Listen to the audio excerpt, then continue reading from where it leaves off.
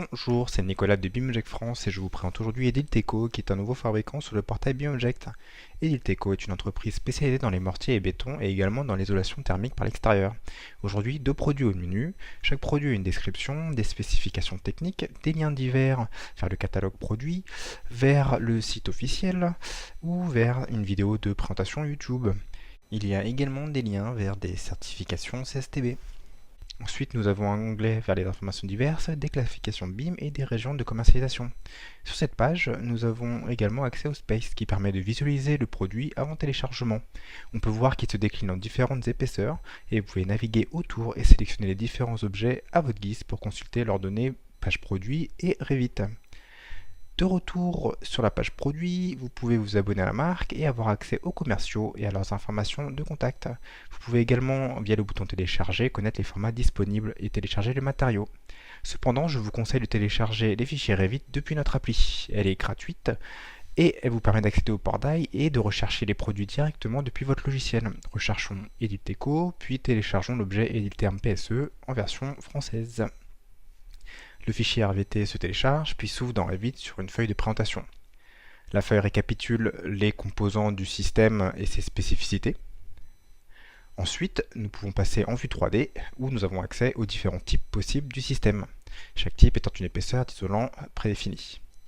En cliquant sur un des types, vous avez accès aux différentes données associées au produit. Vous pouvez ensuite modifier le mur, mais s'il est déconseillé de modifier sa hiérarchie, il est par contre encouragé de modifier ses matériaux.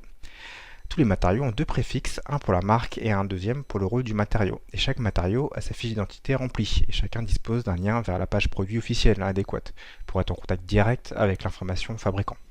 Par ailleurs, les isolants ont en plus des informations thermiques, avec des données de performance fournies par le fabricant, bien évidemment.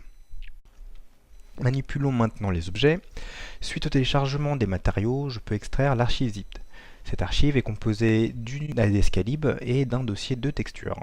Ce dossier est divisé en sous-dossiers, le premier aspect avec les différents grains et le second nuancier avec les différentes teintes. Elles sont ici au nombre de 100 et elles ont toutes pour nom la référence officielle. Revenons dans Revit et modifions la finition d'un mur maintenant.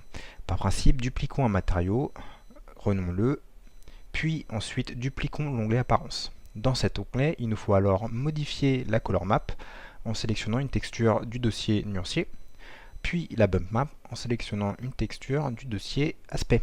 Ceci fait, nous pouvons valider et voir le résultat en passant en mode réaliste et en zoomant. Bien évidemment, le grain devient visible avec un zoom suffisant. Si nécessaire, nous pouvons appliquer assez facilement ce nouveau matériau à un autre mur, simplement en le resélectionnant.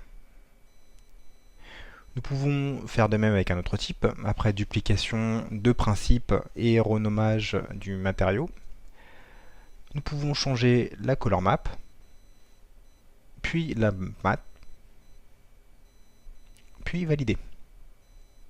Là aussi, le grain choisi étant un peu différent, il va nous falloir zoomer pour voir un résultat qui est bien évidemment en phase avec ce qui était souhaité. Maintenant, il nous faut intégrer ces objets dans notre projet.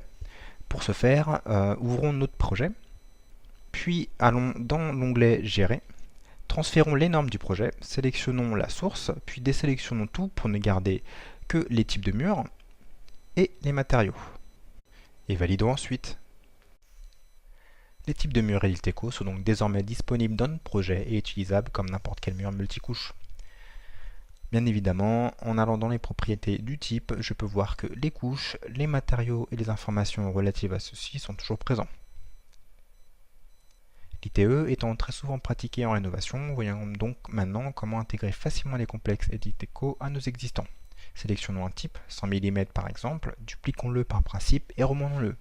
Puis modifions sa hiérarchie pour l'utiliser dans une logique multicouche. Il suffit simplement de placer les deux premiers matériaux dans la couche principale et défausser le porteur. Et le tour est joué. Je peux donc ensuite tracer mon ITE depuis son nu intérieur en superposition du porteur. Et vérifier bien évidemment que les angles sont bien connectés. On peut voir ici le mur multicouche et là le monocouche. Attention ensuite à nos ouvertures, car Revit ne crée pas automatiquement les baies. On peut voir ici que l'ITE passe devant la fenêtre. Il faut, pour rectifier ce souci, simplement attacher les deux couches. Et Revit fait le reste.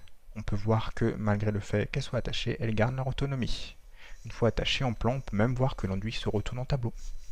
Voilà tout, merci de m'avoir écouté et amusez-vous bien à utiliser les objets Uditeco grâce à BIMobject.